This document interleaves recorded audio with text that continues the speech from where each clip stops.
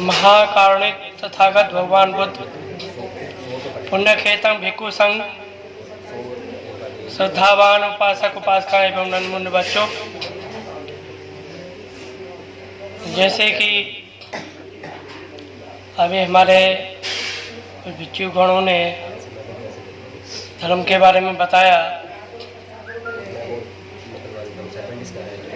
और धर्म के बारे में बताना तो अच्छी बात है, मगर उसको अमल में लाना बहुत उससे भी ज़्यादा अच्छी बात है। जैसे कि भगवान बुद्ध ने कहा है, बहुत सारी चीज़ें हैं जो अभी तक हमारे जीवन में अमल में नहीं आई है।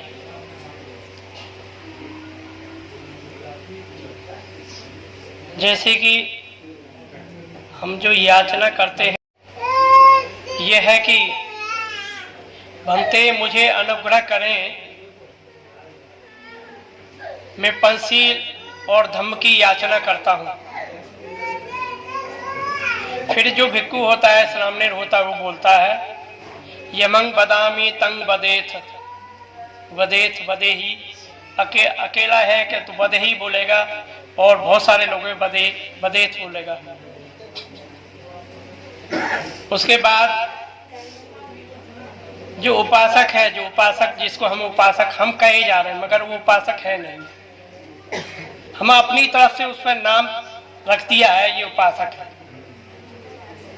मगर वो उपासक नहीं है। जैसे कि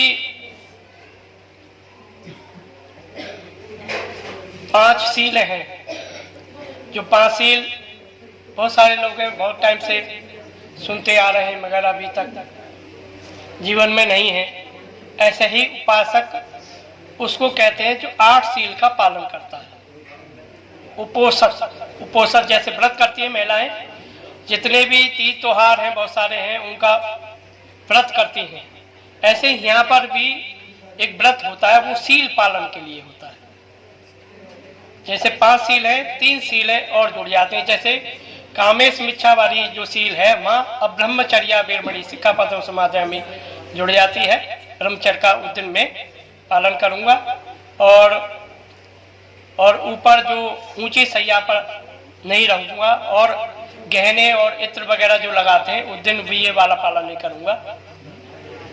और मैं किसी की नसीबते की और जो गाने बजे हैं ये सब नहीं सुनूंगा। इस तरह हम 8 सील या तो घर पर भिक्षु से 8 सील प्रदान करें या फिर आसपास में जहाँ कहीं बुद्ध विहार है 8 सील एक दिन के लिए, सप्ताह में कम से कम एक दिन के लिए। जैसे हम रोज खाते हैं तो एक दिन के लिए इस पेट के लिए ही उपवास कर लें, इस पेट को भी आराम दे दें। हम रोजाना उसमें डाले जा रहे हैं। फिर एक दिन वो जवाब दे देता है, कहता है मैं बीमार हो गया हूँ, मुझे शरीर जो है वो डॉक्टर को दिखाया जाए। हम भी तो शाम को जब पूरे दिन काम करते हैं, शाम को रेस्ट की जरूरत होती है, तो क्या उस पेट को भी रेस्ट की जरूरत है या नहीं? हम रोज उसमें डालते हैं और क्या क्या डालते हैं ये हमको पता नहीं। हमारा जीव का जो टेस्ट है उसके मुताबिक खाए जा रहे हैं नहीं। तो उसके लिए एक दिन का हम रेस्ट दे दें, उस दिन हम अल्पाहार करें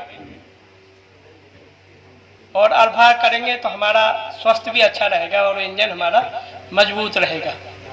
तो हमको सील पालन करेंगे तो हमारा शरीर अच्छा रहेगा। शरीर अच्छा रहेगा तो हमें कभी भविष्य में डॉक्टर की आवश्यकता नहीं पड़ेगी, क्योंकि उस शरीर को जिसमें हम रोजाना, जिससे हमारा ये शरीर चलता है, जिसको हम भोजन देते हैं, उसकी आवश्यकता नहीं पड़ेगी। तो ये सील हमको महीने में 4 करने चाहिए। पहली अष्टमी, मावस और मावस और बीच में जो होती है पूर्णिमा। तो ये चार हमारे लिए उपोषित होते हैं, वो हमको पालन करने चाहिए। पालन करेंगे तो हमारा ही परिवार गलत रास्ते पर, जैसे बनते ने कहा,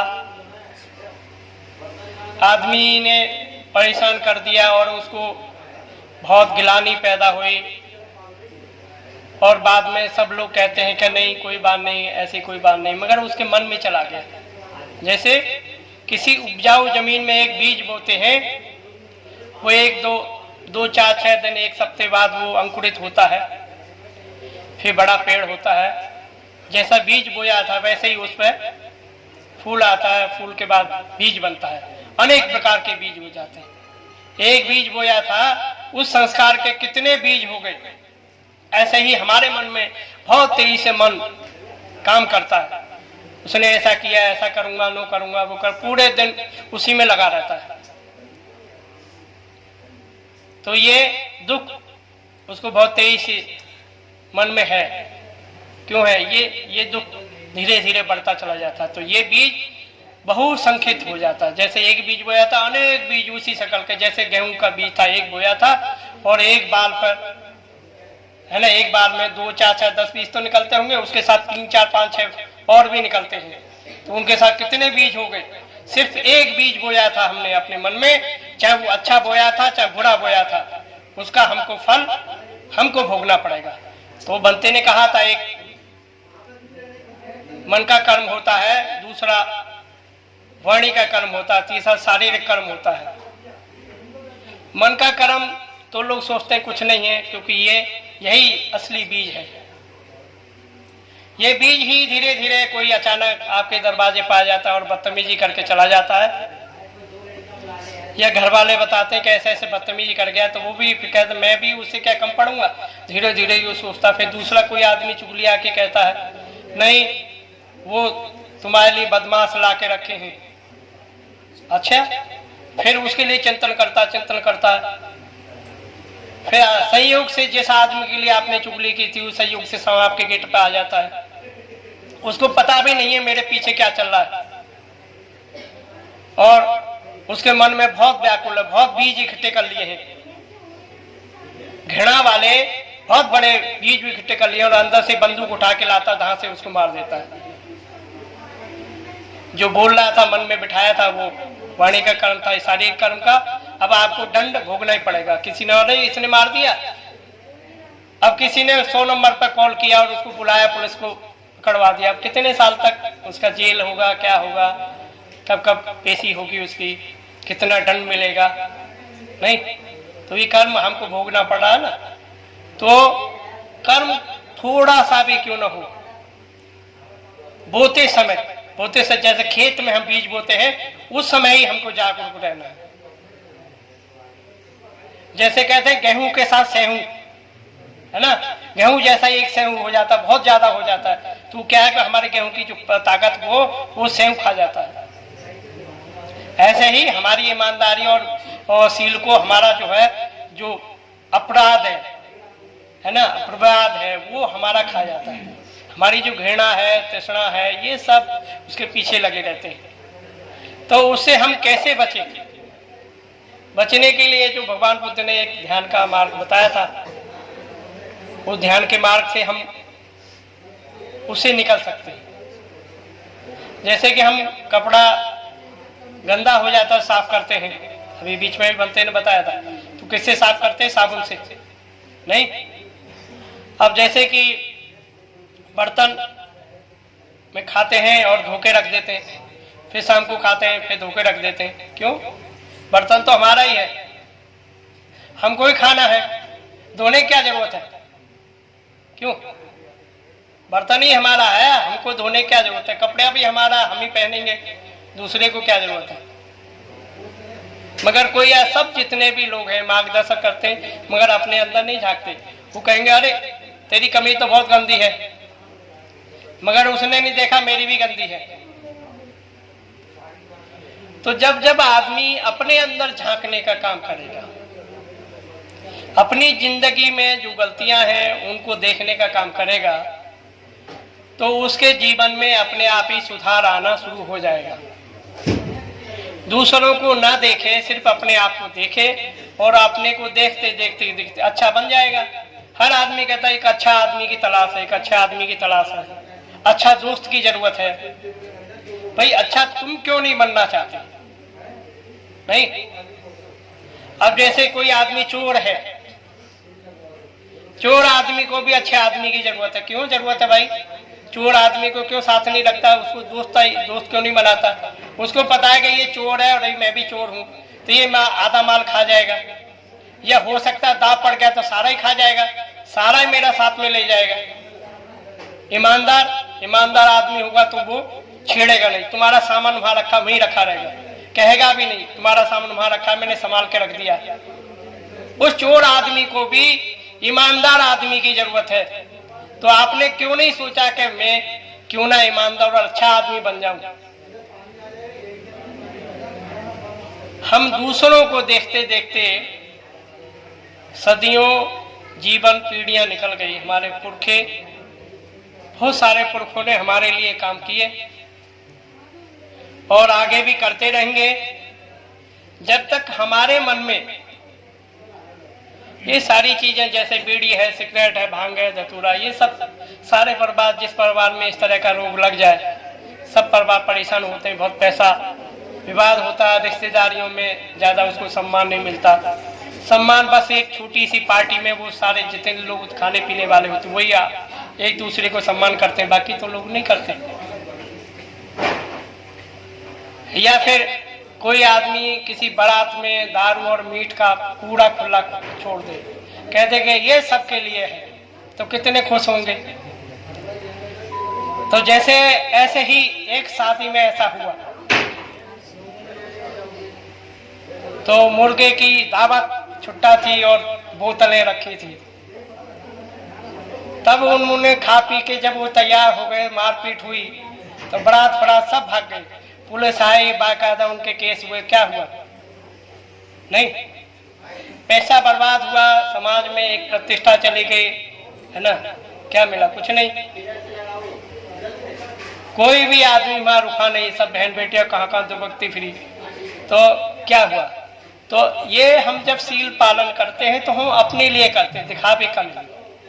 दिखाने से कोई अच्छी नहीं है। दिखावे का तो ये है कि हम सूट बूट में कहीं पार्टी में जाते हैं तो हमको लगता है कि हमको कोई जान लेगा, पहचान लेगा। हम कैसे भी रहे, हमारे व्यवहार से वो जान ले कि ये वो आदमी है, देखो वो आदमी है, इसने वहां ऐसे ऐसे काम किया था। हमारे सूट बूट और पैसे से नहीं आंका जाता। पैसा तो हर आदमी कमा लेता है, मगर जो स्वाभाविक इज्जत है वो कमाना हर आदमी की बस की बात नहीं है। उसके लिए ऐसे व्यक्ति के साथ में बहुत सारी घटनाएं भी घटती हैं। ऐसा नहीं है आसान काम है। सच्चाई के रास्ते पर चलना आसान काम नहीं है, बहुत कठिन काम है।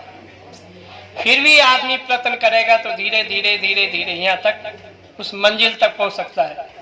जैसे कोई आज पढ़ने वाला बच्चा चाहता है कि मेरी नौकरी लग जाए, तो पढ़ता है इसीलिए वो नौकरी लग जाए बस। अगर उसकी नौकरी नहीं लगे क्या करेगा? निराश रहेगा नहीं, बच्चों को समझेगा नहीं, माँ बाप को नहीं समझेगा, हाय मेरी नौकरी नहीं लगी। ये पढ़ना इसलिए जरूरी है कि हमारा कोई आदमी शोषण न करे। हमें जान ले कि ये आदमी शोषण कर रहा है, इससे कैसे बचना है। पढ़ना इसलिए जरूरी है। और पढ़ लिया है तो आदमी बिजनेस भी कर सकता है, काम धंधा भी कर सकता है, सेल्समैन ही कर सकता है। घर बैठे बहुत सारे ऐसे काम है जो यहाँ बैठ के कर सकते हैं, नहीं? और आज के समय बहुत सारी बैंकें, बहुत सारे प्राइवेट सेक्टर में बहुत सारे पैसा मिलता है। कोई आदमी लेने वाला हो तब ना, नहीं, उसके मन में हो मेरे को ये काम ठान लिया है तो कर लेगा। जैसे कहीं कहीं होता है कि बच्चे को माँ बाप चाहते हैं डॉक्टर बन जाए, मगर बच्चा वो चाहता है कि नहीं ये तो ठोक पीट वाला काम करूंगा, मैं इंजीनियर बनना चाहता हूँ। और माँ बाप डॉक्टरी में लगाते हैं, फिर वो फेल हो जाता है। अगर वो उस माँ बाप ने पहले ही उस बच्चे को पूछ लिया होता कि तेरे को क्या करना है, तो उसका एम तो सिर्फ इंजीनियर बनना था, और इंजीनियर बनने में ही उसको पैसा लगा दिया जाता तो इंजीनियर भी बन जाता, कहीं नौकरी भी पा लेता। और नहीं पा लेता तो वो ऐसा कोई काम तलाश कर लेता जिससे वो से जीवन में किसी के सामने हाथ फैलाने की आवश्यकता नहीं पड़ती। तो हमको बच्चों के एम को भी समझना होगा और एम के साथ साथ उन बच्चों को ख्याल भी देना होगा। हम दूसरों की तरफ उंगली करते हैं, 3 उंगलियां हमारी तरफ होती हैं। वो 3 उंगलियां ये कहती हैं कि हम सामने वाले से ज्यादा गलत हैं, ज्यादा भ्रष्ट हैं, ज्यादा खराब हैं और अच्छे नहीं हैं। क्यों ना हम अपने आप को सुधार लें। तो सुधारने वाली प्रक्रिया ये है कि जो लोग बुजुर्ग हो गए हैं, जवान हैं, उनकी जिंदगी तो थोड़ी सी बची है, नदी के किनारे पे बैठे हैं, कब नाव आ जाए और हमको ले जाए। तो उनकी एक नैतिक जिम्मेदारी है, जो बच्चे हैं हमारे, वो हमारे रहते हुए अच्छे बन जाए, तरक्की कर लें। तो उनके लिए हमको बच्चे का एक सिलसिला होता, बहुत सारे बच्चों में जो तालमेल माँ बाप में नहीं बन पा रही है, वो ये है कि बच्चे का 6, 7, 8 साल का जो बच्चा होता है, उसमें बचपना होता है। उस बचपने में ही हम जो अच्छे संस्कार डाल सकते हैं वो डाल सकते हैं। जैसे कि हम कोई बच्चा खराब हो गया किसी कारण से, कारण कुछ भी रहे हो, तो हम तो सुधार नहीं पाते, हम दूसरों को कहते हैं। जब कोई रिश्तेदार, मेहमान, कोई बुआ फूफा, कोई भी रिश्तेदार आता है, उसको बोलते हैं, अरे हमारा बच्चा तो ठीक नहीं है, हमारे लड़के ठीक नहीं है। ये सुनते नहीं है। जितना हम बच्चों के बारे में हम जानते हैं, जितना बाहर का पड़ोसी नहीं जानता। तो उनको एक अच्छे दोस्त की आवश्यकता है। जब कोई बच्चा खराब हो गया है तो अच्छे दोस्त की जरूरत है, उसको ऐसे दोस्त की जरूरत नहीं है जो उसकी विरोध करे या बुराई करे।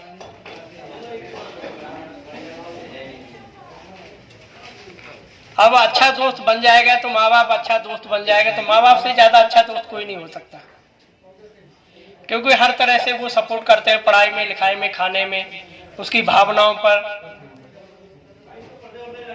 दोस्त बन जाएंगे तो उसको समझेंगे, और समझेंगे जब उसको, बच्चे को ये लगेगा कि हाँ मेरे माँ बाप मेरे लिए बहुत कुछ करते हैं, तो बच्चा अपने दिल की जो भी कुछ खराब बात होती है, कहीं पे कुछ करके आता है, वो अपने माँ बाप के साथ शेयर करेगा। तब वो बच्चा शेयर करेगा तो माँ बाप को, जो बच्चा है उसका जीवन उसने देखा है, जवानी देखी है, बुढ़ापा की ओर है, बहुत सारे परिवारों से, रिश्तेदारों से संबंध है, उससे ज्यादा बेहतर उसको अच्छा रास्ता नहीं दे सकता। अगर यही बात बच्चा खराब हो जाए, पड़ोसी को पता चल जाए, तो क्या करेगा? वो तो चाहेगा, पड़ोस वाला तो ये चाहेगा कि इसका बच्चा खराब हो जाए और इसका मकान बेच के मुझको मिल जाए। नहीं, शराबी बन जाए, गुंडा बन जाए, कुछ भी बन जाए, नहीं, कोई भी है, इसमें कोई भी हो सकता है। जरूरत है हमको, जो नई पीढ़ी जो आ रही है उसके साथ तालमेल इसलिए नहीं बनता कि हमने जो पढ़ा है वो देखा है, हम शहर में आ गए, शहर की दुनिया में, और आज की दुनिया में जो हमने किताबें पढ़ दी हैं, वो आज के समय में किताबों का जो लेवल है, कंप्यूटर का, लैपटॉप का, व्हाट्सएप का, फेसबुक का, ये सब हम लगे रहते हैं। उनके साथ साथ हमको तालमेल की बहुत जरूरत है। उनके साथ साथ तालमेल रहेगा तो बच्चे अच्छे बन जाएंगे, और अच्छे बन जाएंगे तो मैं समझता हूँ माँ बाप का नाम उन बच्चों से, क्योंकि सारी दौलत जो हम कमाते हैं, रात दिन जो काम करते हैं, जो कुछ पैसा इकट्ठा करते हैं, उन सिर्फ और सिर्फ बच्चों के लिए करते हैं। अपने लिए नहीं अच्छा खाते, अपने लिए नहीं अच्छा पहनते हैं, मगर बच्चा जो भी कुछ कहता है, फरमाइश करता है, वही उनके लिए हम हाजिर रहते हैं। तो जो हाजिर रहते हैं तो उनके लिए अच्छा जीवन बना देंगे तो हमारा बहुत विश्वास होगा। कम समय में ही बहुत बच्चे कामयाब हो जाते हैं, कम समय में ही बहुत बच्चे हाई स्कूल इंटर तक, 8वीं तक यहीं रह जाते हैं। वो सिर्फ माँ बाप की लापरवाही की वजह से रह पाते हैं। उनके कुछ और भी कारण हैं, जैसे कि एक बच्चा ऐसा होता है जो रट्टा मार के किताब को पढ़ लेता है और एग्जाम में दे देता है। दूसरा बच्चा ऐसा होता है वो पढ़ के जैसा है स्वाभाविक पढ़ता है, मगर तीसरे प्रकार का बच्चा ऐसा, उसको आता ही नहीं है, उसका मन खेलने में, बात करने में, खुरापात करने में, नुकसान करने में, ये सब लगा रहता है, उसको ये सब नहीं लगता। तो ये इन ऐसे बच्चों की संख्या ज्यादा मात्रा में होती है। तो ऐसे बच्चों को क्या करें? जैसे कि आपने देखा मदरसों में देखते हैं एक लकड़ी की बुक होती है, उसमें बुक रख देते हैं और बच्चों को पैर पीछे करके और यूं करके करता है। उससे क्या है, उसका मन जो कमजोर होता है मजबूत होता है, उसको लगता है कि मैं ज्यादा हिलने के साथ ज्यादा गिर गया तो मेरा सर उसमें किताब में डूब जाएगा, और थोड़ा सा पीछे ज्यादा हो गया हिलने में, बेहोशी जब आएगी, नीचे गिर गया तो कहीं सर में लग जाएगा। तो धीरे धीरे उसका जो मन फैलाव होता है, खुरापाती होता है, वो धीरे धीरे सॉर्ट आउट होता है और वो किताब की वो सक्षम होता चला जाता है। तो ऐसे बच्चे धीरे धीरे, हम अब वहां नहीं जा सकते तो हम बच्चों को सुबह उठने का डाल दें। सुबह से 4 से 6 बजे का जो टाइम है, बच्चों को जल्दी सुला दें और सुबह 4 से 6 बजे के टाइम में जगा दें, उसको मुंह हाथ धो के और किताब दे दें और उसके साथ बैठे रहें और वो किताब पढ़ेगा तो सुबह के मोड़ने वाला जो भी याद करेगा वो उसको सुबह जाके 2 कॉपी कर देगा। अभी तो बहुत सारी टेक्नोलॉजी आ गई, जैसे जापान में आपने देखा होगा, जो छोटे छोटे बच्चे जिनके नहीं होती है, जैसे आप बाबा साहब में देखें, इतनी सारी किताबें उन्होंने पढ़ ली और किसी ने पूछा ये किताब में ये लिखा था, बाबा साहब ने बताया इस पेज पर ये लिखा था। ऐसे आज के समय में बहुत सारी टेक्नोलॉजी ऐसी है कि आपके पास कोई किताब है और जो बच्चा जापानी टेक्नोलॉजी से उसने प्रैक्टिस किया है, किताब का नाम बताएगा, इस पेज पर ये लिखा है, सब कुछ बता देगा। तो वो सिर्फ बुद्ध की देन है। जितना भी है, जितना हम गहरे पानी में जाएंगे उतना ही हम इस समुद्र को खोज पाएंगे। इसके लिए हमको सिर्फ और सिर्फ मेहनत करने की जरूरत है, बच्चों पर ध्यान देने की जरूरत है। मैं ये देखता हूँ, आज से 50 साल पहले हमारे जितने बुजुर्ग थे सब अनपढ़ थे। अब उन्होंने कहीं पर नाम सुन लिया कि बाबा साहब ने पढ़ा है, इतनी बड़ी डिग्री ले ली है, तो उनके मन में भी आया कि मेरा बेटा ही पढ़ जाए। कह दिया भाई तू पढ़ेगा, आज से खेत में काम नहीं करेगा, हल नहीं चलाएगा। तो ऐसे भी लोग रहे 10 किलोमीटर 20 किलोमीटर पैदल, चप्पल भी नहीं थी।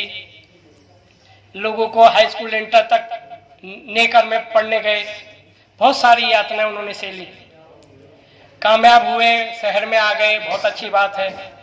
मगर जो लोग शहर में आ गए उनके बच्चे उस लेवल के, जिस लेवल से वो आए उस लेवल को भी बरकरार नहीं कर पा रहे हैं। क्यों नहीं कर पा रहे? कि उन्होंने ऐशो आराम में चले गए हैं, उस होड़ में लग गए। उसका मकान बहुत सुंदर है, मैं भी ऐसा बना लूं, उससे ज्यादा सुंदर बना लूं, उसकी एक गाड़ी है, मेरी 2 गाड़ियां हो।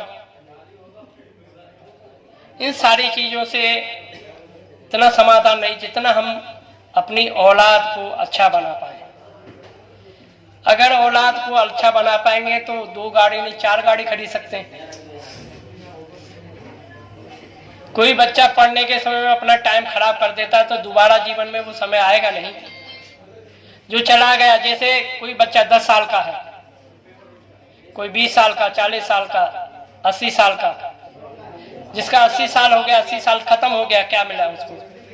पीछे जो चला गया, जन्मदिन मनाते हैं, जो चला गया उसे कभी याद रखते हैं? नहीं। उसे याद रखे, अगला साल खराब ना हो। जरूरी वो है, सबसे ज्यादा महत्वपूर्ण वो है कि जो समय गया, अच्छा था या बुरा था, जो चला गया वो दोबारा लौट के हमारे जीवन में नहीं आएगा। जो बचा है उसका सही उपयोग कर लें और सही उपयोग के साथ साथ हम जीवन में अच्छा अपने बच्चों को कर जाएं। कुछ नहीं है तो हम उनको रास्ता ही दे पाए, रास्ता दे पाएंगे तो हमारे बताए हुए रास्ते पर चल पाएगा, तब भी हमारा नाम रोशन हो सकता है। तो ज़्यादा ना बोलते हुए मैं यहीं पे प्रणाम करता हूँ। साधु साधु साधु।